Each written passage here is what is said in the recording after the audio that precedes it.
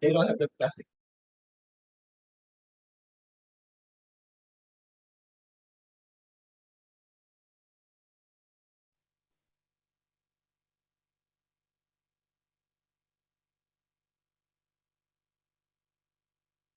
Can you hear us online? Yes, good morning. Good morning. You hear us? I hear you. Can you Oh, hear me? wonderful. Thank you.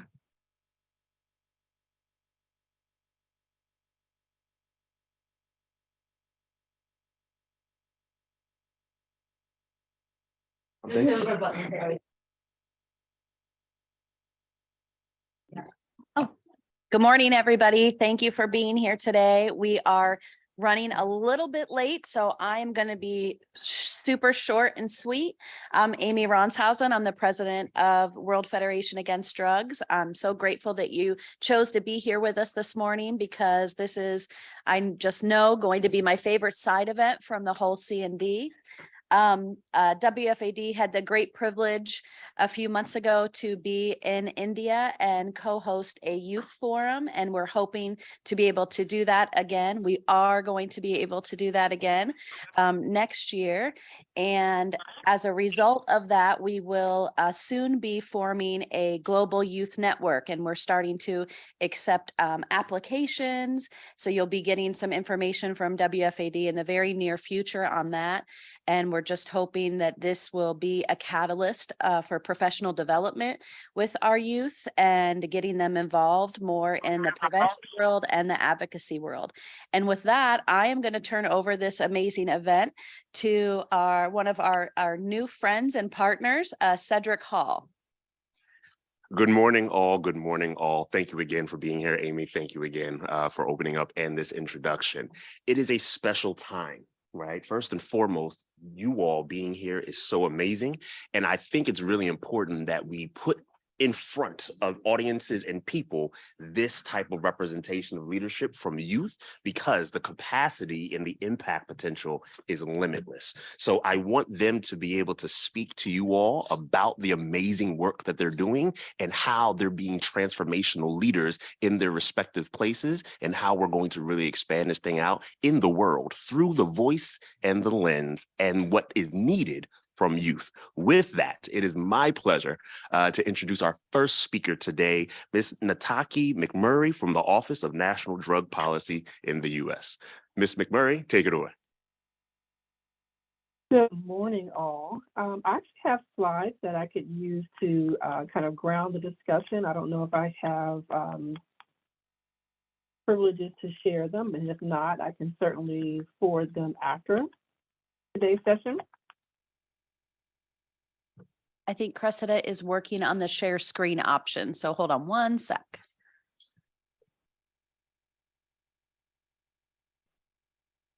Looks like you should be able to from our end now.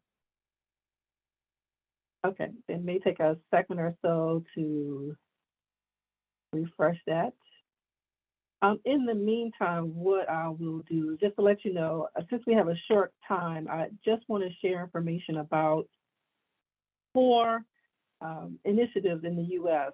that are meant to include youth voice and youth leadership in this space of substance use prevention, especially. I will talk a little bit about a program near and dear to my heart that's here at the Office of National Drug Control Policy. We want to share a program that is sponsored by one of our partner agencies under the Department of Justice. Another agency under the Department of Justice, the Drug Enforcement Administration, which is usually the really known for its supply reduction and interdiction work, but has a component that I think is important to share, especially to address the inclusion of young people, young adults, ages 18 to 25 in this space. And then also we'll reiterate some of the work from our partners at the State Department. Still don't see the share screen slide capability, but I'll go ahead, and again, I can always share afterwards. So the Drug-Free Communities program may be familiar to some of you who participate in these sessions on a regular basis. It's a grant program funded to Office of National Drug Control Policy since 1997, which is meant to strengthen the infrastructure amongst local partners to create and sustain a reduction in youth substance use. It allows us to actually provide funding directly to communities, community coalitions. And right now we have about 700 active community coalitions that are funded by what we'll call the DFC program, standing for Drug-Free Communities. They range from programs that are in urban areas, suburban areas, rural areas, on Native American populations, and it ranges from small to large. One thing is common to all of them, and actually is a requirement for our drug-free communities, is to have a coalition of 12 sectors to actually help to develop and implement the programs at the local level. If I had my slide, I'd be able to show you this, but briefly going through it, those 12 coalitions include parent groups, businesses, media outlets, schools, youth serving organizations, law enforcement organizations, religious and fraternal organizations, civic and volunteer groups, health professional groups and organizations, state, local, and tribal government agencies, and other local organizations. But the key and most important piece is that it must include organizations that represent and have and provide youth voice. So this is one of the main places where we see on a local level in more than 700 communities right now are being funded to make sure that they include and are driven by youth voice, youth inclusion, and youth empowerment. A second program I'll talk about is under one of our department agencies, partner departments, the Department of Justice. And under Department of Justice, there is actually a particular division called the Office of Juvenile Justice and Delinquency Prevention. You know, we love our acronyms, and so that's OJJDP. That program is called the Opioid Affected Youth Initiative. And of course, by the name, you can tell that it's something that was started in the last few years as the U.S. has entered an opioid crisis. And so under the under the Office of Juvenile Justice and Delinquency Prevention, this youth initiative has several components. It's meant to make changes at the system level where we can address the needs of children and youth and help reduce their exposure and involvement in both the juvenile justice system and the foster care system. It's also meant to make changes on the continuum of care.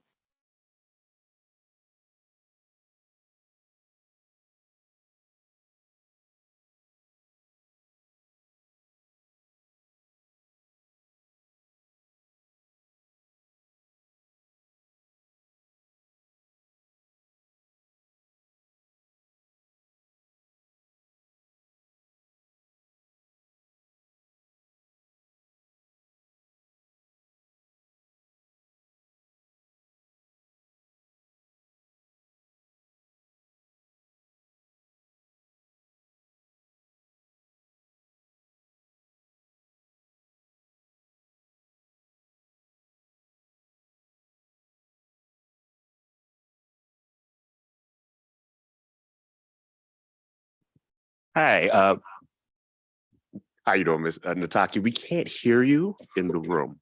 I'm not sure if you can hear us.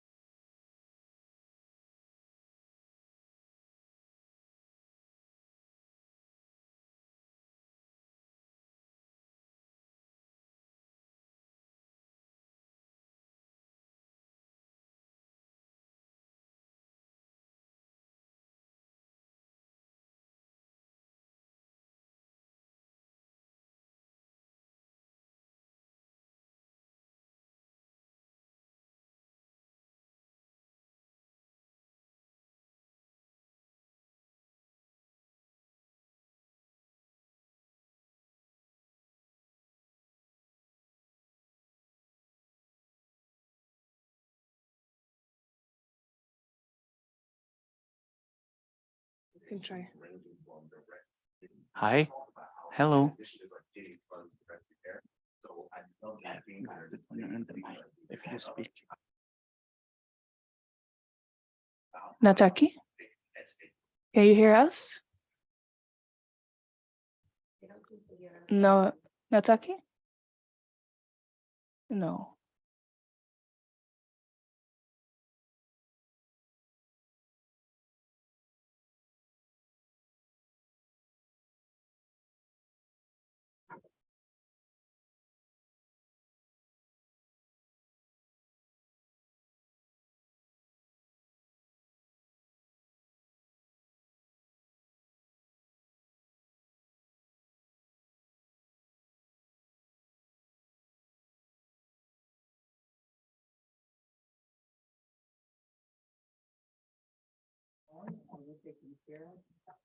Can the online audience confirm whether they can hear us or not?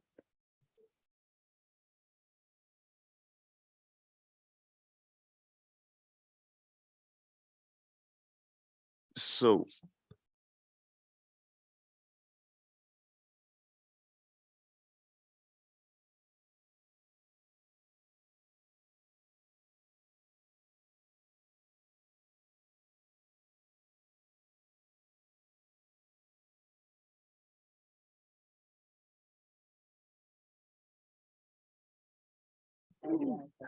all right, so I thank everyone for hanging in there and being with us. Miss McMurray, if you can see or hear anything, we have lost audio. So as we want to be cognizant of time and the space, and again, the presence of multiple speakers here, we are going to move into our next speaker while we're here. And hopefully we can connect with Miss McMurray and get all those wonderful things that she was really giving to the room that were so crucial to moving the youth agenda. Stakeholder participation was a big theme for her. So hopefully we can get her on back. And thank you, Ms. McMurray, for your contributions. In the meantime, we have two phenomenal, and when I say phenomenal, I'm not going to go into a giant bio about them. They'll speak on themselves. But when you want to talk about the prototype, the exemplary display of youth leadership, I couldn't be any more excited to introduce the next two ladies that we have here today, Ms. Zara Abraham and Ms. Mary Ann Varkey from the Fourth Wave Foundation. Please give them your full attention, and let's all be learners to the amazing things they have to bring with us today. Hi, good morning. I'm Zara Abraham, a 17-year-old from India. Good morning. My name is Marian, and I'm a 19-year-old. We both are here on behalf of the Youth Initiative by the Fourth Wave Foundation. I would also like to take a moment and thank WFAD for giving us this opportunity, and especially Amy for letting us be here. Thank you so much. So let's begin. One Sunday afternoon, 5 teenagers came together to create a space where our voice was heard, appreciated, and given importance in a time when no one bothered to listen to us. This is a brief birth story of SOI. On your screen, you will see a few of our amazing members from our team. Second slide, please. SOI, short for So I Engage, is a working class group initiated by the youth for the youth. As we all know, one of the main agenda for the UN meet this year is to increase youth involvement. This is Fourth Wave's approach to getting the issue resolved. Slide 3, please. Article 12 of the UNCRC mentions the right of participation for all children around the world. We at SOI aim to do this by creating a safe space for youth to give their views and opinions a voice and to make them feel valued and important. This is done through our thematic webinars, which Marianne will further develop on. Next slide, please. Every generation gets a chance to change the world. Pity the nation that won't listen to your boys and girls, because the sweetest melody is the one we haven't heard. The great American writer Alan Toffler mentioned it is important to give youth a chance and a listening ear when it comes to issues that impact us, as we are the eyes and ears of such issues at the youth level. Next slide, please. Why India, you may ask? With the growing population that has recently taken over China, this increases the risk of more youth falling into the traps of drug usage and abuse. Hence, it is important that groups such as this are started by the youth and act as a bridge between the children who need help and the experts who are willing to help. Can we please have the next slide? Thank you. So now what is the core the previous slide, I'm sorry. Okay, thank you. So what is the core engagement of SOVI? What are the prevention emphasis that we go on? So as we all know, the use of drugs amongst the youth has been increasing rapidly over the years. And this in turn has offered nothing but a threat to welfare of this large demography of nations. Hence, we believe that in order to keep that majority of non-users safe, we, the youth in itself, must take up the role to bring up the change. We believe that we are amongst ourselves should bring up practical and innovative ideas to bring that change. Something we believe is that from one youth to another would bring in the change that we need. Can we please go to the next slide? Thank you. So this is the youth forum, which was held on the 22nd of November. This was a major turning point for our project. So this was a Project Vanda, a project of Fourth Way Foundation, along with UNODC and WFAD conducted this. Now around 60 participants from across 60 countries, they all joined in here and all held hands together and spoke. Now, the turning point over here was the capacity building program organized by the Colombo Planned Drug Advisory Youth Advisory. So this was basically a session we had and we had around 42 members across the age groups of 16 to 22. And I repeat, 16 to 22. That is something we all must keep in mind because we need the youngsters part of this. Through that entire form we learned a lot of things. We learned on the ways in which drugs are passed around. We learned the ways in which we can fight this. We learned on how to advise people on how to take support from the older groups of people. And this was a major lesson for us. And this was also the first time that our group came out of the online platform and we met face to face with people. And this is also the moment where we had the opportunity to meet amazing people like Amy, Rahina, Carlton. I do not know where Carlton is, and and a lot more people. It was a turning opportunity for all of us. Next slide, please. Now, how can you engage? The question that's buzzing in all of our heads. So we have SOVI, but how do you engage in this? So I'm so sorry, next slide. Thank you. So thematic webinars. This is the turning point we are talking about. So we started this online and we needed something that would grab attention. So webinars. So these thematic webinars are basically safe space that we initiate for the youngsters to come together. Now, these webinars are not just by youngsters. We also have professionals, experts with us, helping us talk about these problems, telling us their point of view, their side of the story, and helping us understand on how to tackle these problems. As much as the youth has to be involved, the adults equally need to be involved. We need them to help us grow the path in which we need to lead our current generation. And that is exactly why we have this. So after each thematic webinar, each participant is given a participation certificate. It's the least, but it matters. And as much as numbers matter, the content equally matters in these webinars. We aim at large number of people, but we also want people to leave these webinars having knowledge on the topic that we spoke on. If we have around 100 people coming in and all of them leave the webinar with absolutely no knowledge, where is the benefit of all of this? Is absolutely none.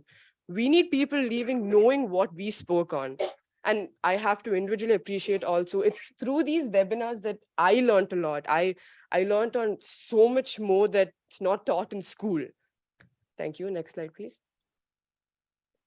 So these are a few of the people we had coming up, and I'm sure most of the faces are recognizable. They're sitting right here.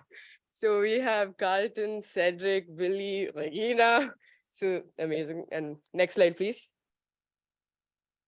So in terms of personal reflection, SOVI came to me at a time where I felt like my opinion did not matter. As a teenager in a country like India, where we don't really get the chance or the position to talk about issues that affect us, this was a light in the storm for me. What I realized that my opinion actually did matter. My opinion did have a say when it came to issues that impacted me, in order to find solutions through problems that impacted me, and by this also helped me help my friends. While by the thematic webinars, we could speak to experts from the field and understand their point of view and use their tactics and their solutions in our own personal lives. So I'm a very emotional person. I attach a lot to emotions, very overwhelming.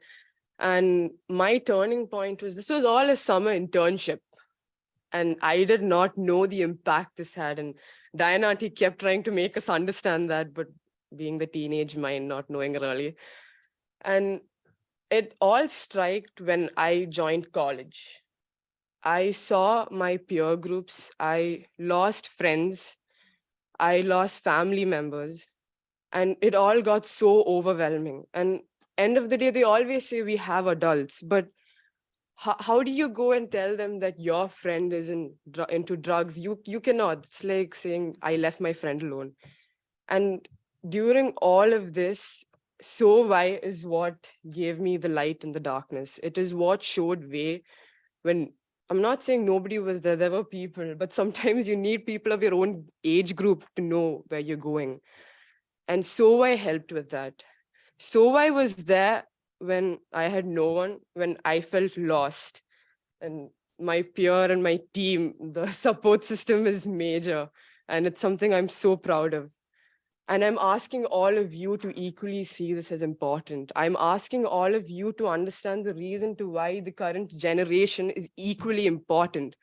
Why, if you are discussing about us, why we need to be there in the room to tell you whether we agree or disagree. Because if we are not there and you plan for us and you put the plan forward, but we do not agree, and oh, trust me when I say we are stubborn. We are stubborn. We do not like it. We do not follow it.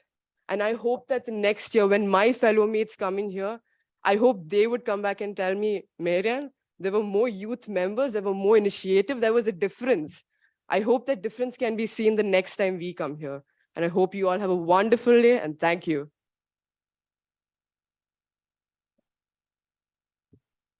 I promise you, you will never hear the things about youth, their passion, and their brilliance better than from the voice of them directly. And that was a beautiful demonstration of that, ladies. Thank you very much. Also, we got to shout out Miss Diana Joseph from the Fourth Wave Foundation. Thank you very much for everything you do and the amazing work you're doing in India with the So Why organization and the youth there. Coming up. Next, we have a phenomenal individual who I've had the pleasure of getting to know and continuing to learn about, Mr. Benjamin Othiambo from the Students Campaign Against Drugs is here to speak with us today and give us some insights into the amazing work that he and his colleagues are also doing. Take it away. Thank you. So very quickly, I'm just going to read something that was a statement that the young people made yesterday in the plenary. And it goes to say, it is important to emphasize the impact we have on society. We have the potential to shape our future in a way that encourages more progressive and inclusive views, something that can really benefit everybody. We are the future of society and definitely have a lot to contribute. Further, young people offer unique insight into constantly evolving substance use issues, foster borderless interconnected awareness, and ensure long-term sustainability. We should strive to achieve a healthy, equal, and sustainable society through commitment, perseverance, and strategic evidence-based programs. By laying the foundations of prevention through education, social programs, and policies, we can stop substance use before it starts. To me, ladies and gentlemen, and listening to what the two young ladies have said, it is very, very important that we put young people at the forefront of everything that we do. And that statement is testament to what they are ready to give, to the actions that they are ready to take. At SCAD, we take this initiative very seriously. We take these steps very seriously.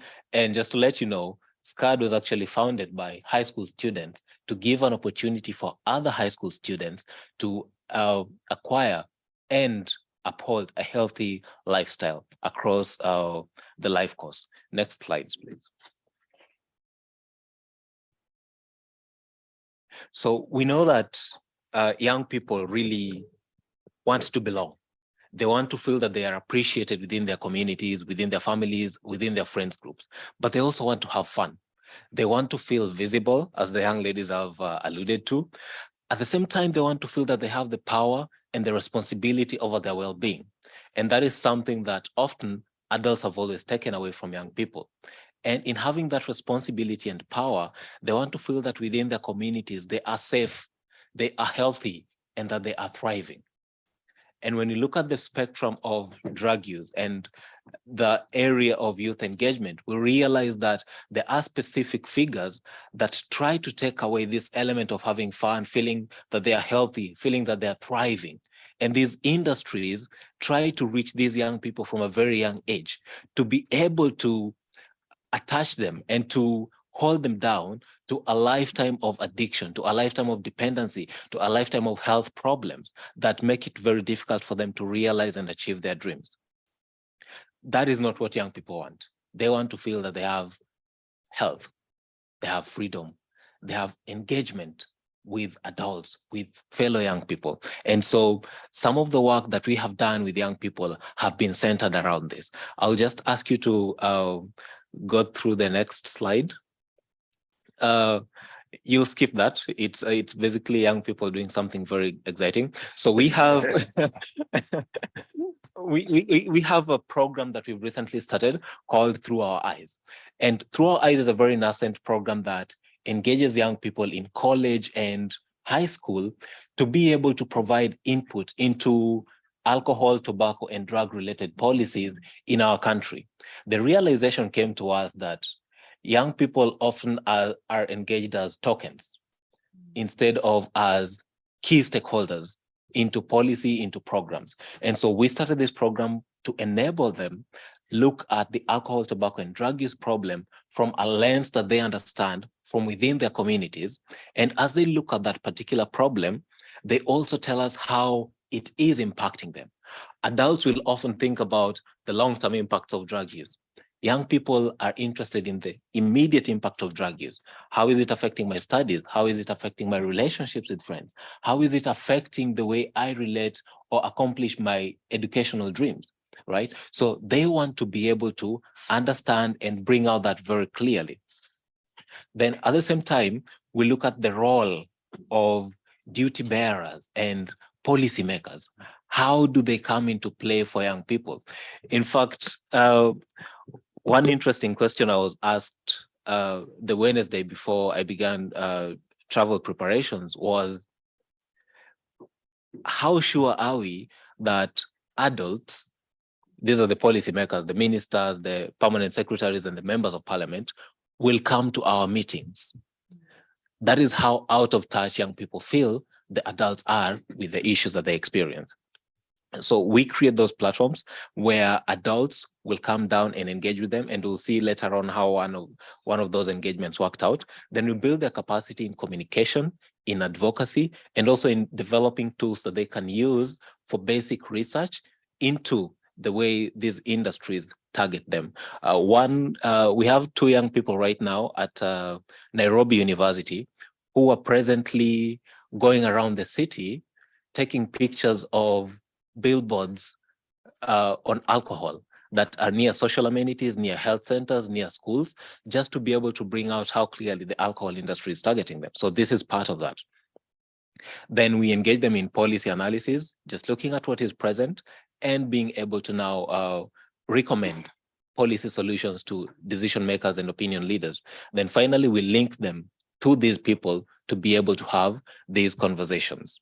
Next slide, please. Could you open the link?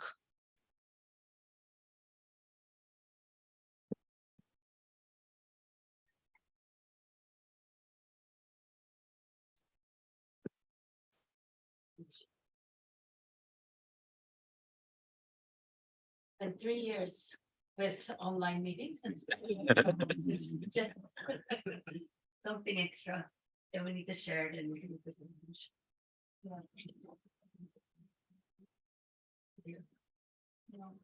Yeah.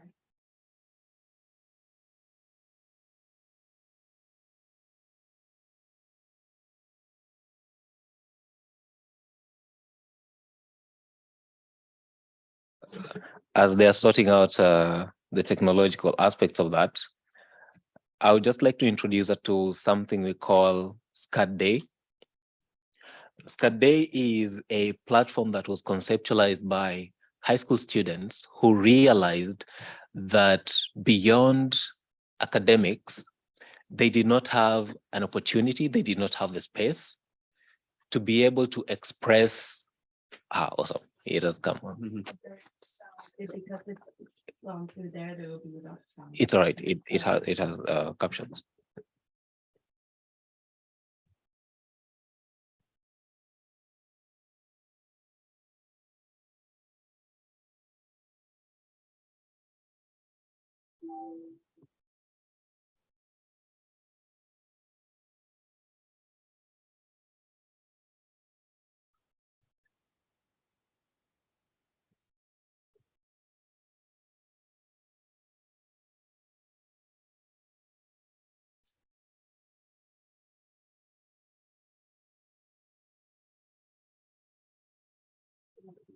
All right, all right.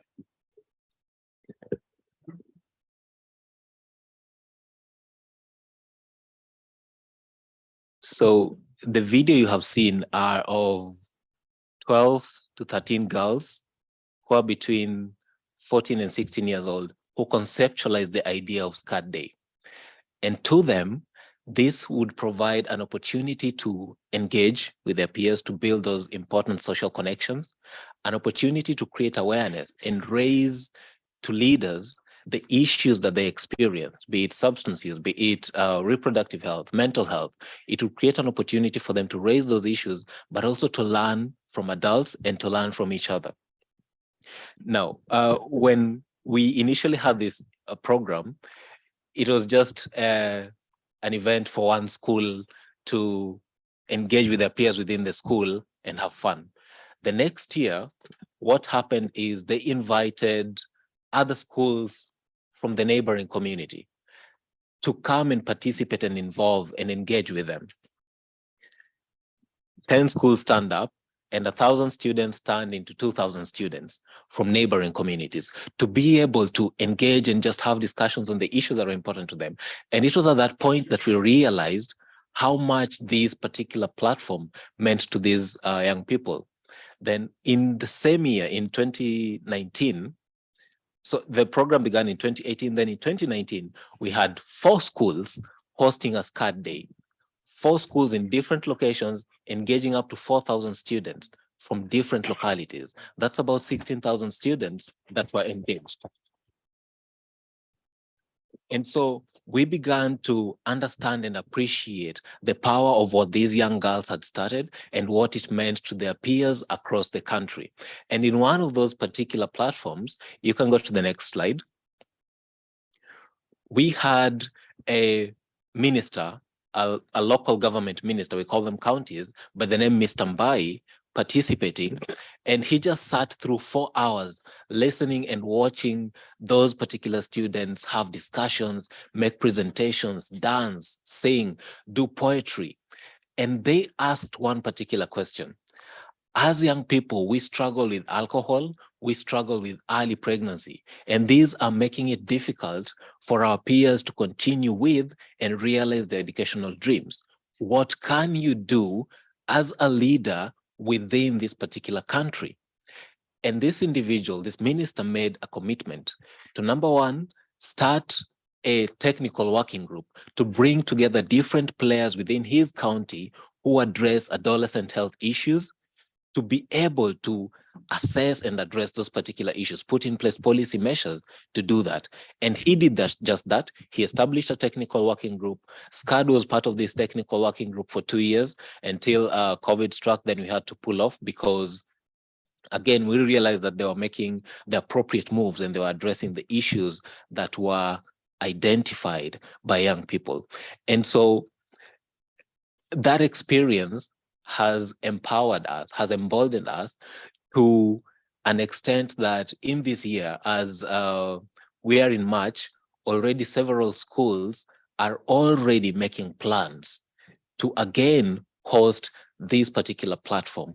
In 2020, 2021 and 2022, we were unable to do that because government regulations stated that we could not host large events for young people. However, for this year, we are now going forward to have this event, have these platforms again, and just to be able to engage and get more insights from young people and invite leaders from across the divide to come and listen to them, to come and make commitments that empower young people to take control and leadership of their own lives, but to also participate in the policy processes within our country and hopefully within the East African region in the years to come. Thank you.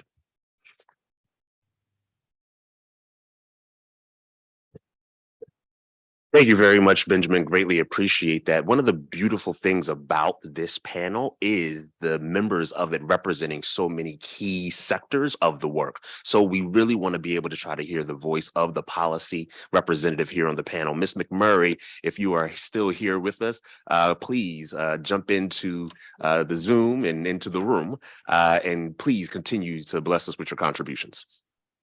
Thank you so much, and thank you for your patience with the technology. Let me just pick up where I left off talking about the Drug-Free Communities Program. The Drug-Free Communities Program essentially is one of our premier opportunities to provide funding straight from the federal government to communities. Right now, we have about 700 coalitions that are funded directly to provide services and policy design, coalition building, community mobilization, et cetera, around substance use prevention. And what's key about that coalition model is that it brings together multiple sectors of a community.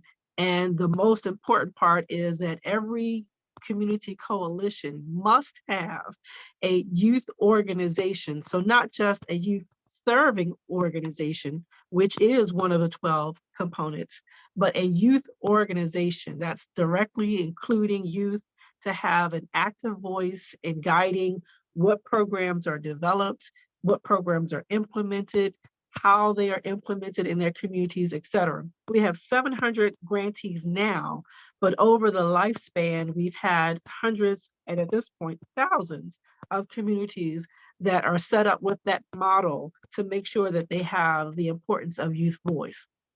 I'm going to skip back and skip ahead to the next slide. Another program I wanted to talk about was from one of our federal partners, the Department of Justice. And there are two organizations under the Department of Justice that have programs I want to share about how they include youth voice, and are empowering youth to make a difference in our policies and programs. One of them is through the Office of Juvenile Justice and Delinquency Prevention. And OJJDP, as we call it, is set up to have a number of programs that I think are very key to what's going on now in our communities and in the US. There is the Opioid Affected Youth Initiative. And under that initiative, the whole purpose is to really make change in communities at the system level, which is basically addressing the needs of children and youth and helping to reduce their exposure and involvement in both the juvenile justice system and the foster care system.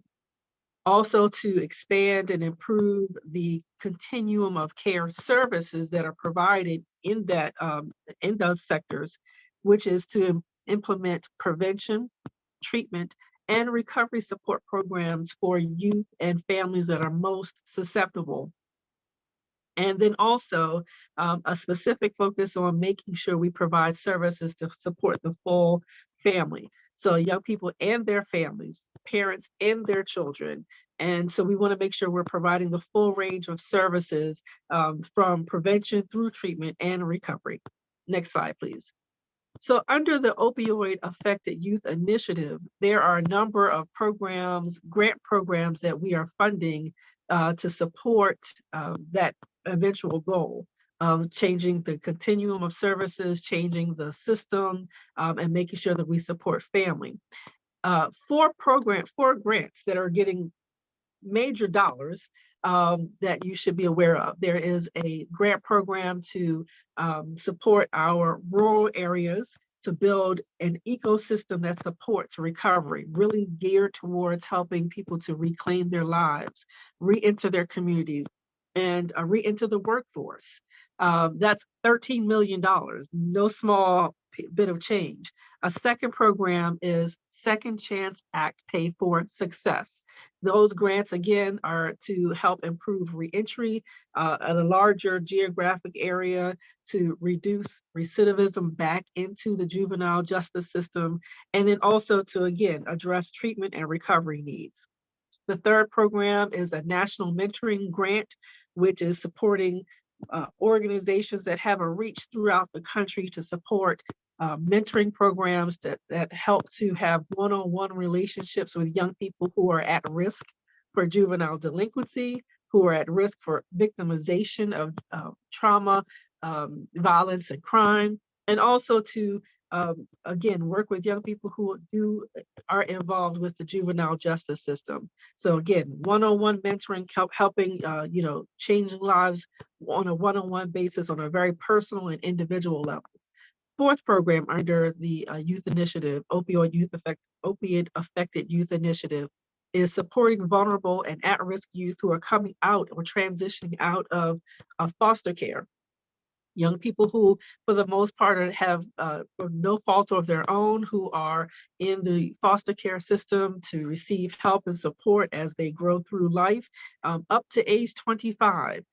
This is a program that is allowing some innovation in how we service that population and helping them to, again, grow strong, grow past the trauma that they may have been involved in as a young person, and move into adulthood with a lot of skills and resources to make a difference in their lives.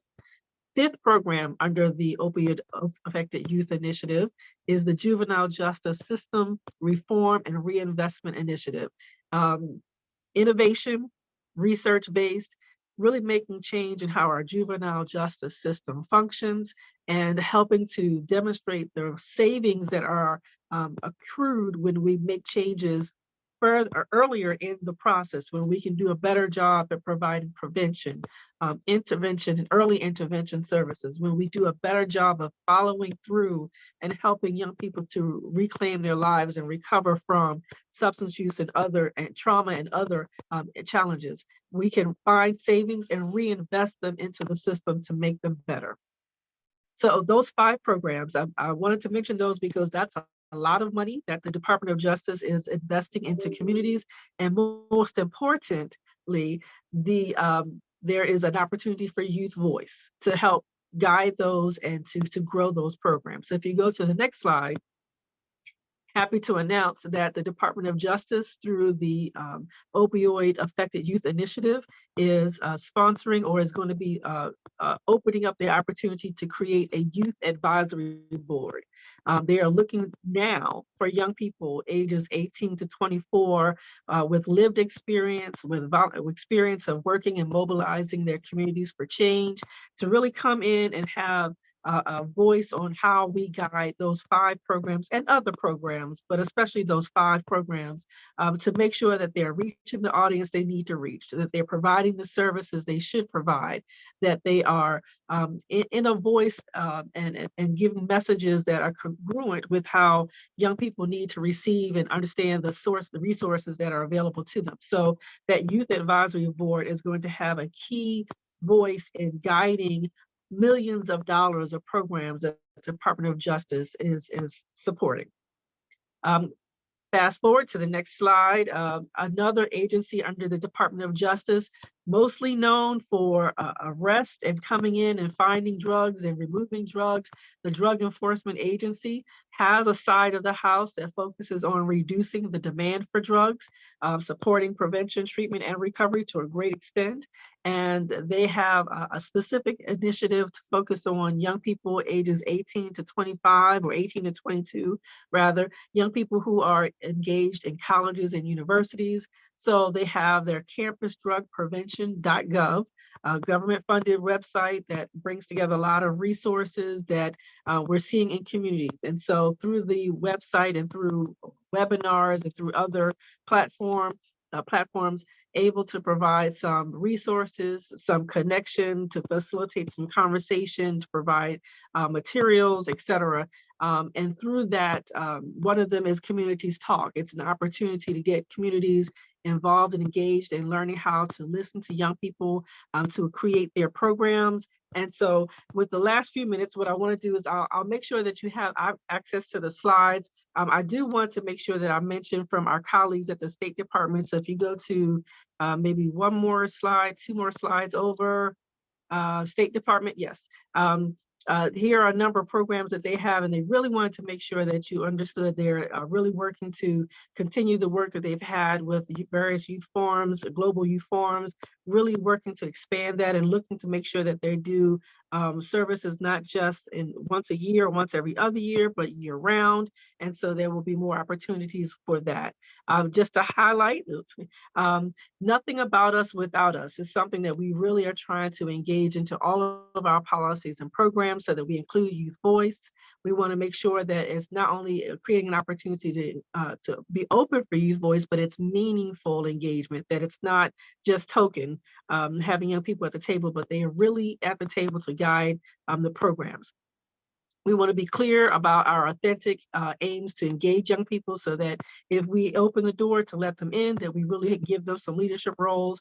And we want to equip them with the science and tools to help make a difference in helping our planning and our implementation.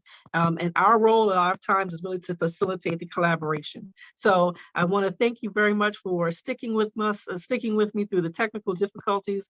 I'm so happy that to have this conversation. I'm really happy to hear from the panelists beforehand of all the great work that's happening around the world to engage youth voice. And thank you so much, and happy to take any questions if there are any.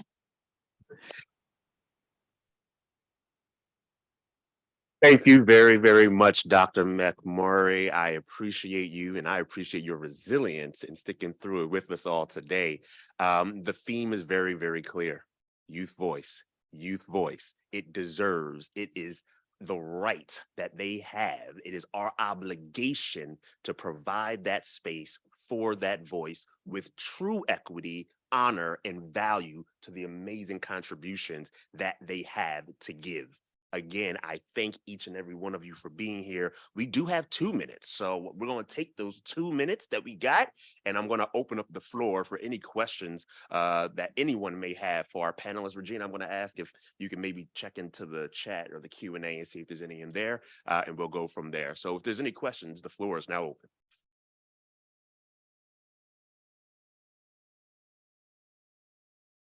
Thank you for that presentation. It was really interesting. I'm curious if the panelists could speak a bit about their relationship with the police and their involvement in these kinds of issues of drug control and drug prevention. Should they be involved in youth groups? Just speak a bit about maybe your experiences around that. Thank you. I mean, personally, if you're asking my point of view, I come from India. So I think there's an like it matters from where you come also, if you ask me, because for example, in India, you get the police involved, then yeah, youth is not going to be there. They're out of the picture. They'll do anything. And I'm in college right now. So from whatever I see, I feel like it's more of when there's an individual adult approach, they tend to open up more. I'm not saying the police should not be involved, they should be, but I think it is a more of guided way. Like it depends on the manner in which you approach it, because if I'm being honest, the approach there isn't great. It's the second they see the youth involved, they're just like, yeah, they're absent-minded, they won't listen, they just do whatever they want. So it's because of that, we also have a personal thought about like the police, like, oh, if they come automatically, we won't have a chance to voice out our side. For all you know, they might not have been involved in it, but the assumption is made and they're all taken in saying they've all been part of it. So my personal opinion is that it's all about how you approach the situation. If you can approach it well with the right mind and with an open mind, then I think it's good. But otherwise, my personal approach is I wouldn't like, it's not the ideal way of approaching the situation. To add on to Marianne, I think when we get the police involved, it automatically in the youth's mind becomes like, oh, we've committed a crime. But instead, if we actually bring about people who are experts in the field, or people like organizations, NGOs that have experience working with kids, they may build a better rapport with the kids or the youth and make them feel comfortable enough to express why and what is the reason as to why they're using such substances and get to the key problem. Then we as a society can work together to actually slowly work to eradicate such issues and save our future generation. Therefore, I think that there are police should be involved. I'm not saying that they shouldn't, but I think that we should work together. Different key stakeholders should come together to solve such issues. Thank you very, very much for those answers. And thank you very much for the questions. I want to be cognizant of our time. We have come to that point. I know that there are other events and folks are willing to stick around to have some questions if there are any. Before we go, I want to thank all of our amazing partners for bringing this event to us. First and foremost, the United States government for bringing us together and making this opportunity happen. Thank you very much. We definitely want to continue to shout out Fourth Wave Foundation, Drug Free America, SCAD, and the World Federation Against Drugs organization, WFAD. Thank you very much for being here with us. Everyone have a great, wonderful, blessed rest of your day.